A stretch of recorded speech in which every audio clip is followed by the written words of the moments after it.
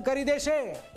આવું અમે એટલા માટે કહી રહ્યા છીએ કેમ કે ખેડૂતો પર વારંવાર આવતી આફતો બંધ થવાનું નામ નથી લઈ રહી। ભર ઉનાળે માત્ર હવામાન વિભાગ જ નહીં, પરેશ ગોસ્વામી, અંબાલાલ પટેલે પણ કમોસમી વરસાદની આગાહી કરી છે।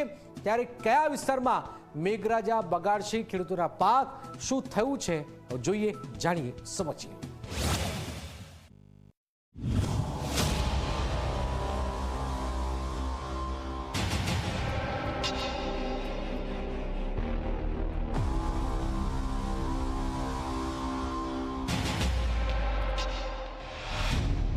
લો, ખેડૂતોના માથે ફરી આવી આફત।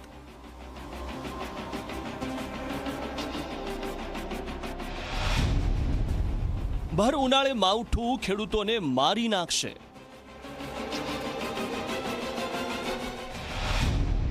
કેરી સહિતના પાકનો થશે સત્યનાશ। જગતના તાત પર ફરી એક મોટી આફત આવીને ઊભી છે। જી હા, ભર ઉનાળે આકરા તાપની જગ્યાએ કમોસમી વરસાદના એંધાણ છે। આ આગાહી માત્ર હવામાન વિભાગ જ નહીં, હવામાન નિષ્ણાત પરેશ ગોસ્વામી અને અંબાલાલ પટેલે પણ કરી છે।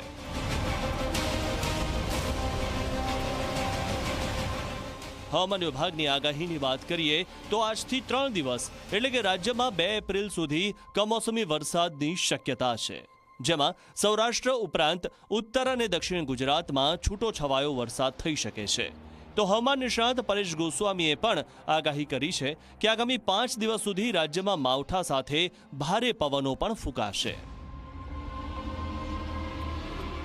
और हमारे अभी जो बारिश का कारण है, मराठवाड़ा में एक आपका साइक्लोनिक सर्कुलेशन परसिस्ट कर रहा है, उसका सेंटर से छत्तीसगढ़ तक एक ट्रफ बना हुआ है और इधर साउथ में भी आपका तमिलनाडु तक उसी सेंटर से ट्रफ बना हुआ है।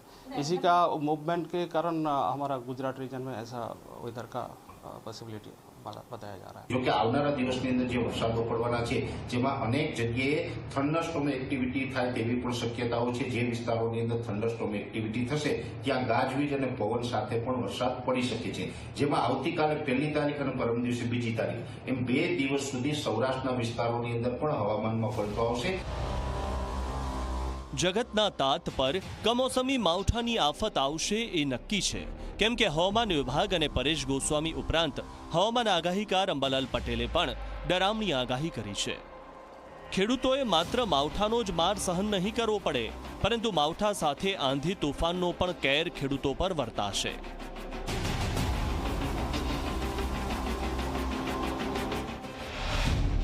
અંબાલાલ પટેલની આગાહીની વાત કરીએ તો 4 થી 11 એપ્રિલ સુધી વાતાવરણમાં પલટો આવશે।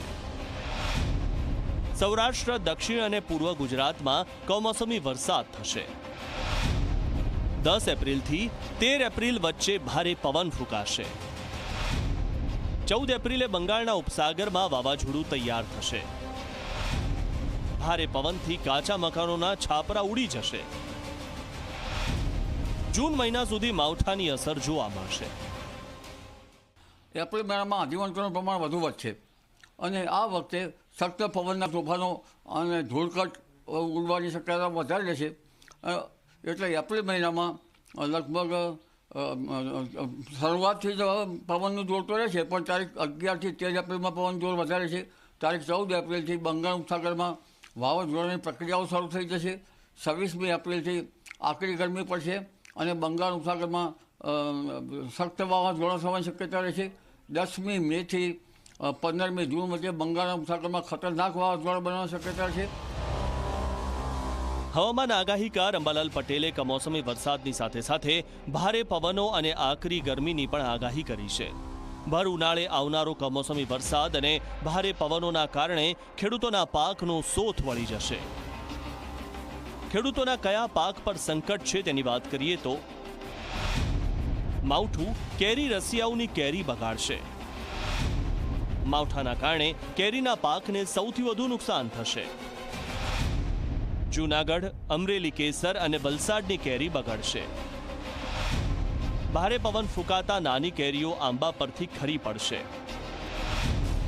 તો સાથે માવઠું તલ, મગ અને અડદનો પાક પણ બગાડશે। ભર ઉનાળે આવેલી માવઠાની આફત ખેડૂતોનો તો પાક બગાડશે જ, તો સાથે જ ડબલ ઋતુના કારણે રોગચાળો પણ વકરશે.